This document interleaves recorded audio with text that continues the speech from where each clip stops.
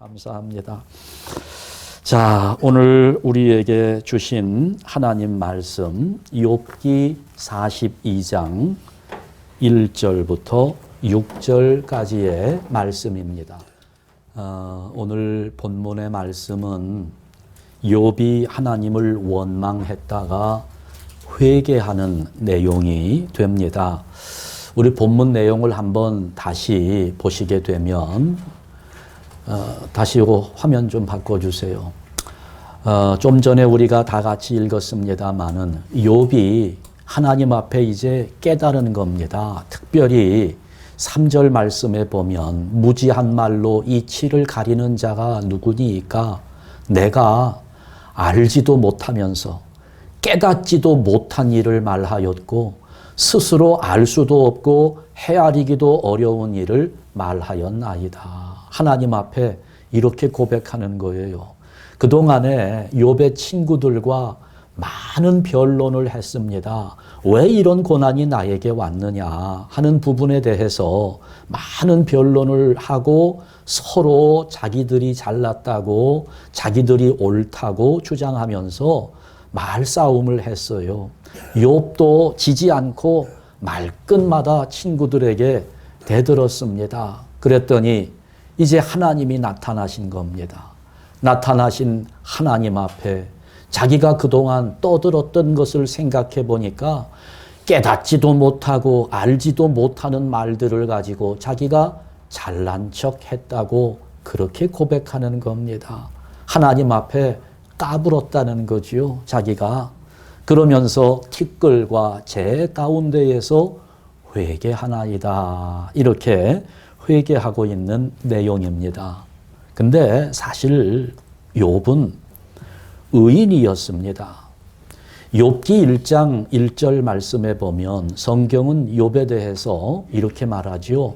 우스 땅에 욥이라 불리는 사람이 있었는데 그 사람은 온전하고 정직하여 하나님을 경외하며 악에서 떠난 자더라. 이렇게 아주 욥을 칭찬해 주고 있습니다. 그리고 이것을 하나님께서도 인정하셨습니다. 1장 8절 말씀에 보면 하나님께서 이제 사탄과 대화를 나누세요. 그러면서 네가 내 종 욥을 주의하여 보았느냐? 그와 같이 온전하고 정직하여 하나님을 경외하며 악에서 떠난 자는 세상에 없느니라. 세상에 최고다. 가장 의인이다. 하나님께서도 이렇게 욥을 칭찬해 주셨습니다. 그러니까 욥은 하나님께 인정받은 의인이었습니다. 그런데 이 칭찬 때문에 욥은 엄청난 시험 가운데 들어가게 되는 겁니다. 욥의 신앙이 하나님께서 복을 주시기 때문이 아니냐. 사탄이 그렇게 대꾸한 겁니다. 그랬더니 하나님은 그래, 그러면 욥의 모든 것을 네가 빼앗아 가봐라. 과연 욥이 나를 배반할까? 과연 욥이 나를 원망할까? 다 빼앗아 가봐라. 하나님께서 이 사탄에게 욥의 모든 소유를 시험하도록 허락하셨습니다.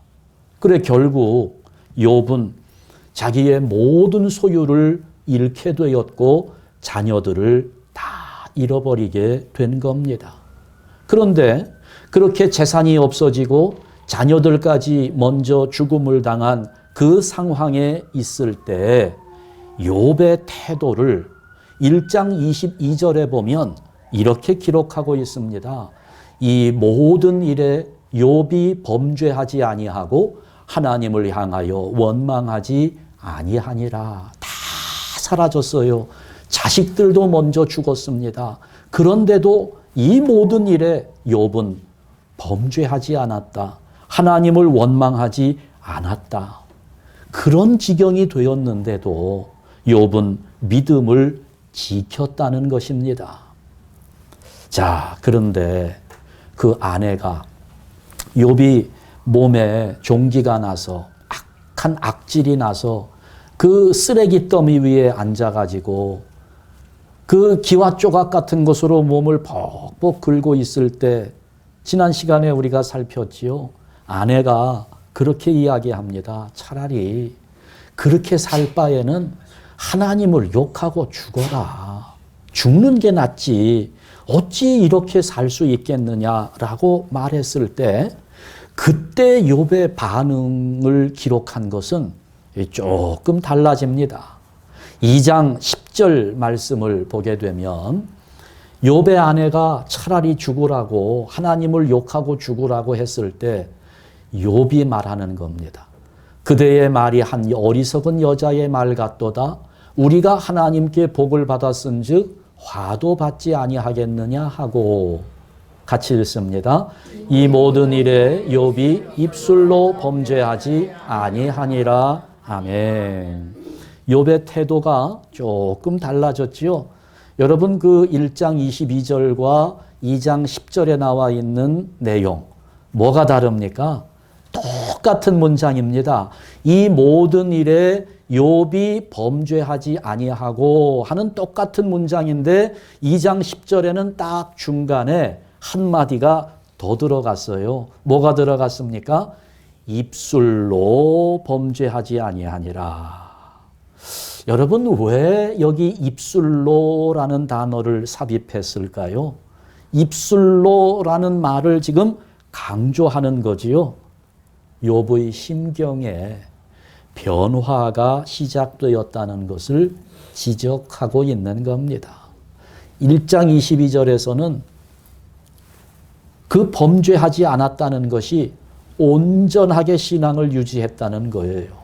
그런데 지금 슬슬 마음속으로 뭔가 원망의 기미가 일어나기 시작했다는 것을 간접적으로 알려주는 말입니다. 속으로는 뭔가 생각이 있는데 그것을 겉으로는 드러내지 않았다는 거지요. 입술로 범죄하지 아니하니라. 그 증거가 3장 1절 말씀에 나와 있습니다. 이렇게 욥의 마음이 변화되고 있다는 거 3장 1절 말씀을 보니까 화면 바꿔주세요. 네. 안 들어가 있어요? 3장 1절 말씀에 보니까 그 후에 욥이 입을 열어 자기의 생일을 저주하니라. 이렇게 나옵니다. 자기의 생일을 저주했대요. 내가 왜 태어나가지고 그 말이지요. 여러분 그런데 그 당시에 유대인들은요 얼마나 하나님을 경외했는지 하나님의 이름을 감히 부르지를 못했습니다. 그래서 성경을 읽다가도 하나님의 이름이 나오면 그 하나님의 이름을 입으로 읽지 않고 그냥 넘어갑니다. 그러다 보니 이게 너무 어색하잖아요. 그러니까 하나님의 이름이 나오면 거기에서 그냥 아도나이라고 부릅니다. 주님이라고 부르는 거예요. 감히 뭐 여호와니 엘로힘 뭐 이런 이름을 부르지를 못합니다. 아도나이 하면서 성경을 읽었습니다. 또 성경을 기록하는 사람들이 있었어요. 그 성경을 기록하는 사람들은 하나님의 이름이 나오면 기록하는 일을 중단하고 밖으로 나가서 손을 깨끗하게 씻고 그리고 다시 들어와서 쓰던 펜을 새 것으로 교체합니다. 그리고 다시 그 성경을 써 내려가기 시작합니다. 뭐 얘기 들으니까 간단해 보이죠? 여러분 창세기 1장만 쓰는데 바깥을 수십 번 들락날락거려야 됩니다. 펜을 수십 개를 바꿔야 돼요. 그 정도로 이 유대인들은 하나님을 경외했습니다. 그랬기 때문에 이 사람들은 자기 생일을 아주 중요하게 여깁니다. 그냥 내가 단순히 태어난 날 정도가 아니지요. 창조주 하나님이 나를 이 세상에 내신 날이라고 그렇게 여겼습니다. 그러니까 유대인들에게 있어서 자기의 생일을 저주한다는 것은 곧 자기를 지으신 하나님을 원망하는 것이었습니다. 언젠가 우리 한국에도 유명한 소경 가수가 있었지요. 그가 불렀던 히트곡 중에 어머니 왜 나를 낳으셨나요? 하고 원망하잖아요. 차라리 낳지를 말지. 이렇게 낳을 바에 앞을 보지 못하게 이렇게 낳을 바에는 왜 나를 낳으셔서 이렇게 힘들게 하느냐 원망하는 거 아니겠습니까? 욥이 지금 이 3장 1절에 자기의 생일을 저주하니라. 입술로 범죄하지 않았다가 자기의 입을 열어서 생일을 저주했다는 것은 바로 이런 의미가 있는 겁니다. 그러니까 처음에는 마음과 입술이 다 온전했습니다. 원망하지 않았어요. 범죄하지 않았습니다. 그러다가 마음에는 조금 원망이 생겨나는데 그래도 바깥으로 입술로는 범죄하지 않았어요. 원망하지 않았는데 시간이 흐르면서 마음속에 있는 원망이 자기의 생일을 저주하는 말로 입술로 하나님을 원망하는 상태까지 오게 된 것입니다. 그러니 여러분 지금까지의 이 욥의 삶을 간단하게 생각하면 어때요? 욥은 왜 이런 고난을 당했습니까? 욥이 고난을 당한 이유는 하나님께서 사탄에게 욥의 믿음을 자랑하시는 바람에 이런 끔찍한 화를 당하게 되었던 것입니다. 이것은 우리가 가지고 있는 신앙의 원리와 조금 다릅니다. 우리는 그렇게 생각하지 않잖아요. 보통 사람들도 역사 속에서 우리 마음 가운데 자리 잡은 논리는 권선징악입니다. 착하게 살아야지. 악하게 살면 반드시 벌을 받게 된다고 하는 거. 선한 사람은 상을 받고 악한 사람은 벌을 받고 이 권선징악의 논리가 역사 속에 전 세계 모든 민족들이 가지고 있는 논리고 그것이 여러분 성경에도 보면 신명기에 구약의 뼈대를 이루는 가장 큰 주제입니다. 바로 그것이 순종하면 복을 받고 순종하지 않으면 저주를 받는다는 거지요. 그것을 덕과 복의 은혜라고 말합니다. 덕이 있어야 하나님의 복을 받는다는 겁니다. 여러분 그런데 그 주제가 욥기에서 깨져버리는 겁니다. 욥은 의인이었는데 지금 저주의 자리에 들어가게 된 거예요. 신명기의 주제가 깨져버렸습니다. 이 주제대로라면 욥은 완전한 의인이고 하나님께서도 인정한 의인이었기 때문에 욥은 뭘 받아야 됩니까? 저주를 받아요? 복을 받아요? 복을 받아야 마땅합니다. 그런데 지금 욥은 복을 받기는커녕 오히려 큰 재앙 속에 화를 당하고 있는 겁니다. 자, 그래서 이 신명기의 주제가 오랫동안 풀지 못하는 수수께끼가 되어버렸습니다. 그동안 많은 사람들이 이 문제를 풀려고 애썼습니다마는 풀어내지 못했어요. 그래도 그나마 이것을 풀어낸 철학자가 한 명 있는데 여러분 잘 아시는 칸트입니다.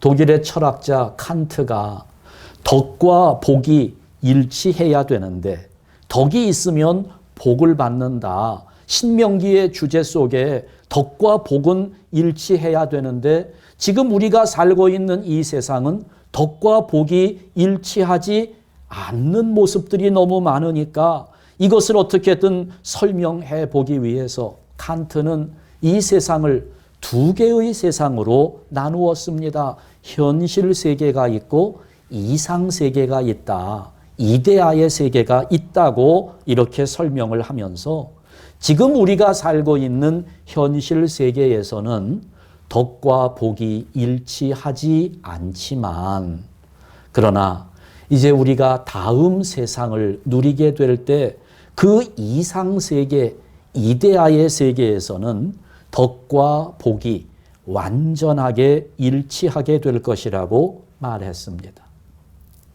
사실 우리도 그런 생각 많이 하잖아요. 그런 원망이 들어요.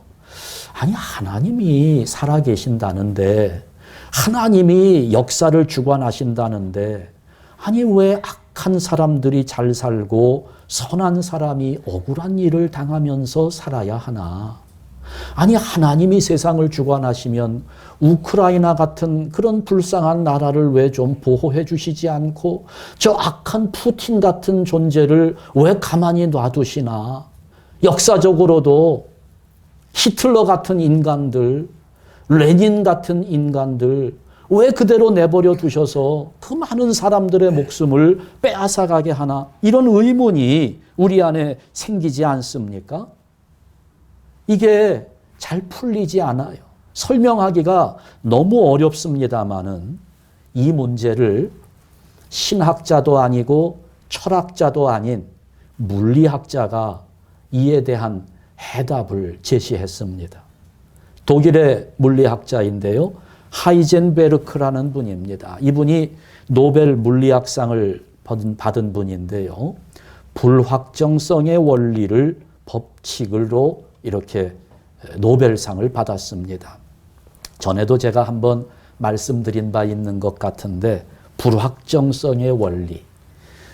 한마디로 이야기를 하자면 어떤 물체의 위치와 속도를 동시에 정확하게 측정하는 것은 이론적으로 불가능하다.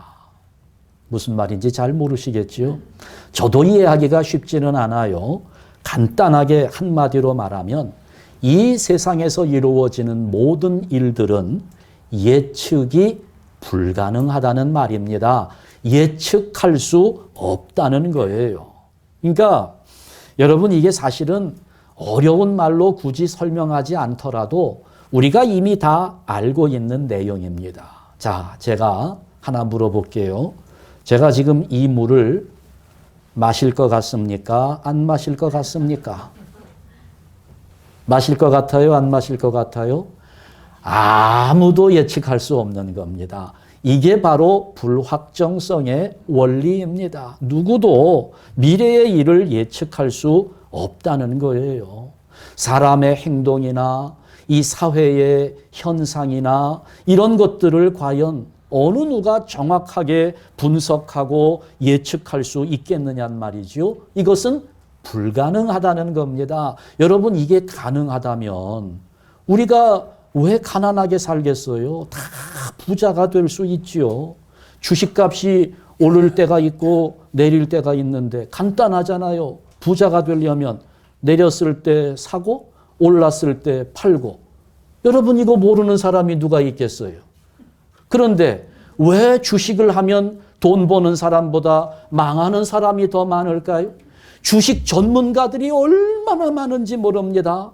경제를 공부하고 신문을 보면서 매일 전 세계에서 발행되는 모든 신문을 보면서 사회를 분석하고 경제를 분석하고 앞으로 이것이 오를 것이다, 내릴 것이다 이렇게 예측을 하는데 그 예측이 맞을 때가 얼마나 되던가요?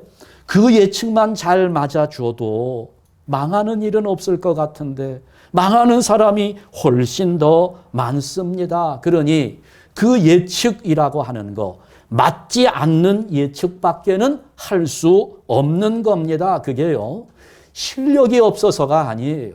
경험이 부족해서가 아닙니다. 우리가 살고 있는 이 사회가 예측을 불허하기 때문입니다.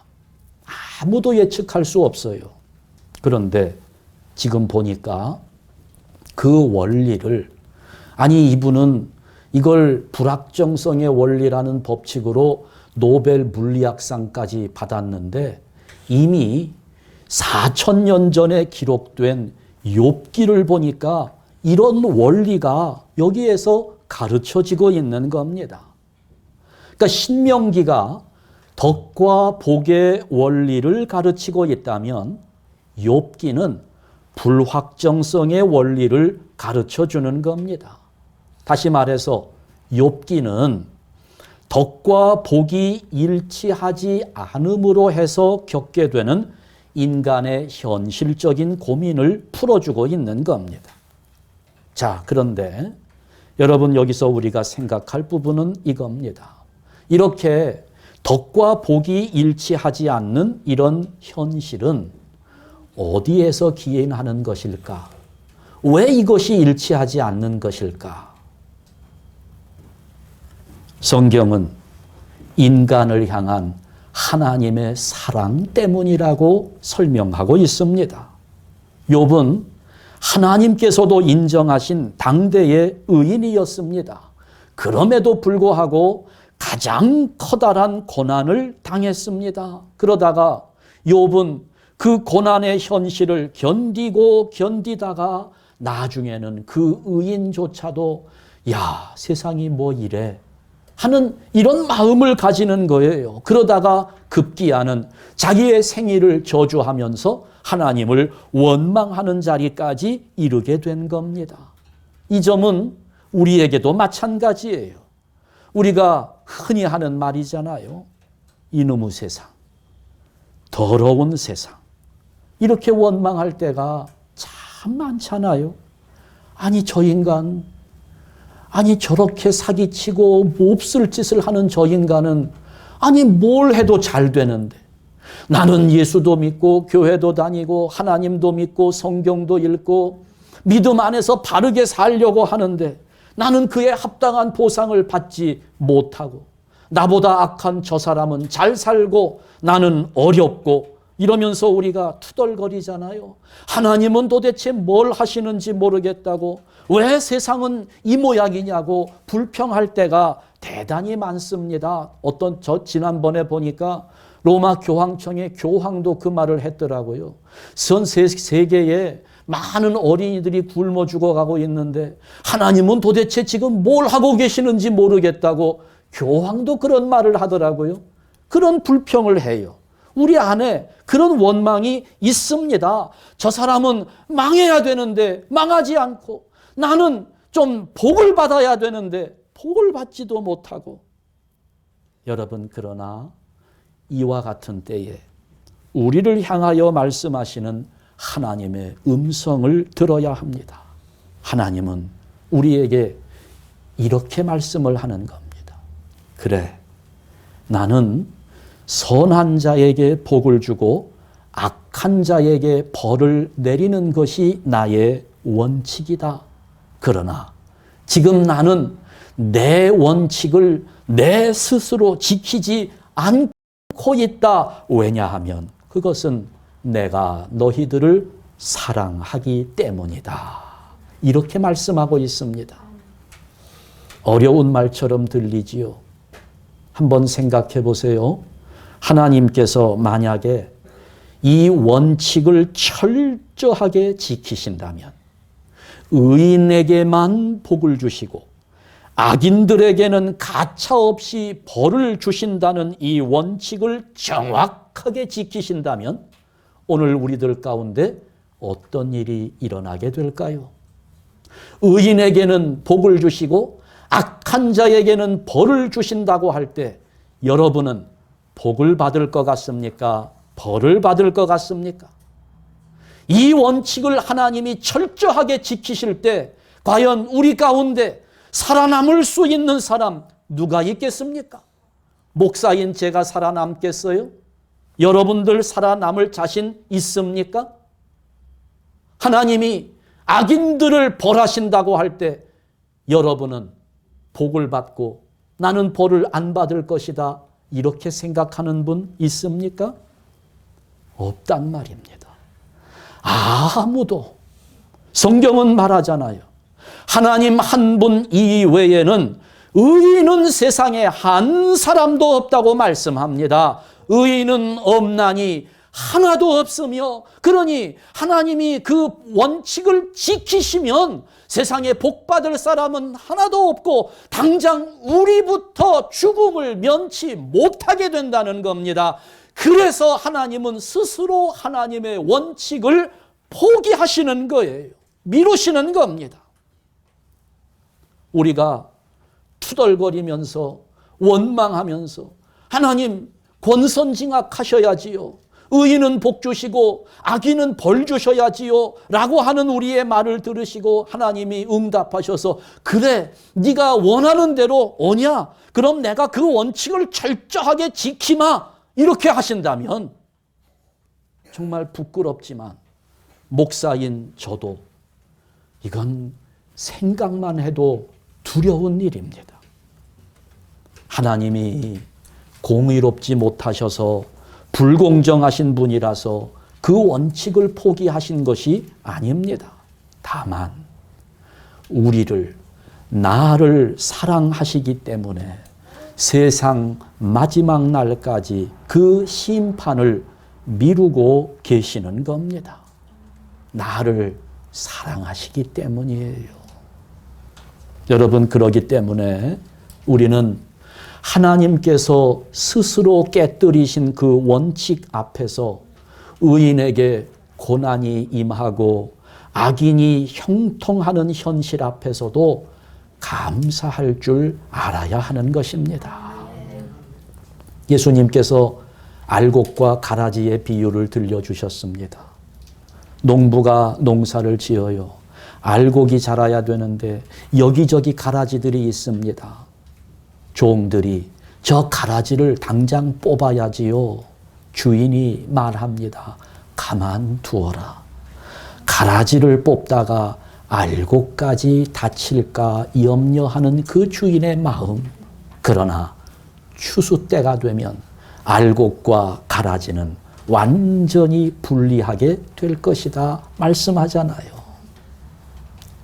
이렇게 다니다 보니까 미국은 참 잔디가 많잖아요. 난 잔디가 전부 잔디인 줄 알았습니다. 그런데 어느 날 저희 집 앞에 있는 잔디밭을 보니까 잡초들이 나오는데 이거는 잔디밭이라고 해야 할지 민들레밭이라고 해야 할지 구분이 되지 않을 정도로 잡초들이 얼마나 많은지 몰라요. 그래 저는 안 되겠다. 잔디밭을 좀 예쁘게 해야지 하고 잡초들을 죽이기 위해서 뽑기 시작했습니다. 그런데 너무 힘이 들어요. 쉬운 방법을 찾았습니다. 잡초를 제거하는 약을 뿌리는 거예요. 약을 뿌리니까 주변에 있는 잔디까지도 다 죽어요. 제가 그래서 그 일을 지금 포기했습니다. 바로 그거예요. 악한 자들을 다 벌 주시기를 기다리는 우리 마음이지만 그 벌을 주어야 할 악한 자들 속에 내가 들어있는 거예요. 하나님은 나를 사랑하셔서 나를 살리시려고 마지막 때까지 기회를 주시는 하나님의 사랑이 여기에 숨겨져 있다는 겁니다. 그렇기 때문에 우리가 기억할 것은 세상의 모든 것이 하나님의 사랑이요 은혜이구나.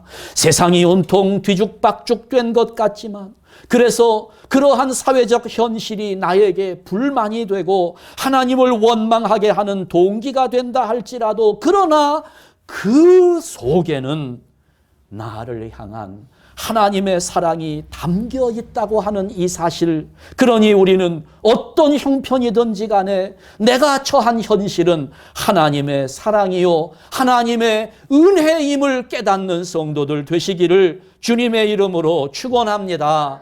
그러니 오늘 우리가 정말 이 사실을 깨닫는다면 하나님 앞에서 원망할 것이 아니라 감사와 겸손한 마음으로 허리를 동여야 하는 겁니다. 물고기는 물을 떠나면 살 수 없어요. 사람은 하나님 은혜 없이는 살 수 없습니다. 악인도 마찬가지요. 의인도 마찬가지입니다. 불만스럽지만 악인들도 하나님께서 인간들 모든 사람들에게 보편적으로 내려주시는 은혜 덕분에 살고 있는 것입니다. 그러니 우리가 무엇을 해야 할까요? 악한 자들이 복받는다고 그게 약이 올라서 그것 때문에 불평하며 원망할까요? 아니요. 나도 그 악한 자들 가운데 있다는 것을 깨닫고 겸손해져야 합니다. 그러니 우리의 입술에 원망을 담기 전에 먼저 하나님 앞에 회개하는 성도들이 되어야 하는 겁니다. 겸손은 회개하는 데서부터 출발하는 겁니다. 그래서 욥이 오늘 본문에서 지난날 친구들과 논쟁하면서 나 같은 의인이 왜 이런 고난을 당해야 하는지 하면서 하나님을 원망했던 자기의 교만을 회개하는 것입니다. 티끌과 재 가운데서 회개하나이다. 우리 예수님 말씀하셨어요. 누가복음 5장 32절을 보니까 내가 의인을 부르러 온 것이 아니요 누구를 불러? 죄인을 불러 회개시키러 왔노라. 누가 죄인입니까? 다 죄인입니다. 그런데 오늘 이 말씀 속에서의 죄인은 자기가 죄인임을 고백하면서 회개하는 겸손한 사람을 제한적으로 가리키는 말입니다. 즉 자기가 죄인임을 알고 구원받기를 원하는 사람들, 그런 사람들을 위해서 예수님이 이 땅에 오셨다는 거예요. 생각해 보세요. 세상에 병원이 많아요. 의사도 많습니다. 그런데 누가 병원을 찾습니까? 환자들이 찾아가지요. 환자들은 다 갑니까? 환자들이 다 병원 갑니까? 그렇지 않아요. 자기가 아픈 것을 자각하고 나에게 치료가 필요하다는 사실을 깨닫는 사람이 병원을 찾아갑니다. 의사를 찾아가는 거예요. 자기가 환자이면서도 자기가 아픈 것을 자각하지 못하면 병원에 찾아가지 않습니다. 의사를 만나지 않아요. 그러다가 어떻게 됩니까? 병을 키우게 되죠. 결국에는 사망에 이르게 되는 것입니다. 내가 죄인이기에 나는 구원이 필요하다. 그래서 나는 예수님께로 가야 한다. 이것이 오늘 우리의 믿음입니다. 여기서 말하는 죄인은 그 죄인을 말하는 거예요. 예수님의 은혜로 살 수 있다는 사실을 깨닫고 회개하는 자들. 여러분, 오늘 우리는 이 욥의 고난을 통해서 귀한 사실을 깨닫게 되는 겁니다. 우리 눈에 볼 때에는 모순 같아요. 하나님이 안 계시는 것 같습니다. 아니 어찌 세상이 이렇게 불공평할 수 있느냐? 왜 이렇게 내가 억울한 일을 당해야 되는가? 그러나 그 속에 하나님의 사랑과 하나님의 은혜가 감추어져 있음을 깨닫는 겁니다. 감추어진 은혜예요. 이걸 보는 성도가 지혜로운 성도입니다. 우리 한샘교회 성도 여러분들은 아무리 모순된 세상이라 할지라도 불평하지 맙시다. 상대적으로 아무리 봐도 내가 저 사람보다는 더 의인인데 라고 이렇게 생각할지 모르지만 하나님이 절대적으로 평가하실 때에는 도토리 키재기예요. 50보 100보입니다. 나는 25점 맞았는데 이 사람은 20점 맞았어요. 그렇다고 내가 더 공부 잘합니까? 낙제하기는 똑같습니다. 25점이나 20점이나 낙제 점수이기는 마찬가지예요. 거기다 대고 너는 20점밖에 안 된다고 놀릴 수 있어요? 내가 5점 더 받았다고 자랑스럽게 말할 수 있습니까? 아니에요. 여러분, 이제 우리가 하나님 앞에서 도토리 키재기 하지 맙시다. 50보 100보 따지지 맙시다. 도망가는데 100보 도망갔다고 50보 도망간 내가 그 사람 비난할 자격 없는 것입니다. 하나님 앞에 의인은 한 사람도 없습니다. 모두가 죄인이요. 하나님께서 원칙대로 엄하게 다루시면 전부 심판받을 수밖에 없는 사람들입니다. 그러니 하나님이 정말 계신다면 이놈의 이 세상 왜 이래 하면서 이렇게 원망하는 거, 이거 안 됩니다. 우리 하지 말아야 될 말입니다. 오히려 그런 세상을 바라보면서 하나님의 숨겨진 은혜가 있음을 깨닫고 감사해야 할 줄 아는 것. 그것이 오늘 성도의 자세인 것입니다. 우리는 병원에 가야 될 병자들입니다. 구원받아야 될 죄인들이라는 말입니다. 이것을 고백하면서 회개하며 겸손하게 되는 것이 우리의 할 일입니다.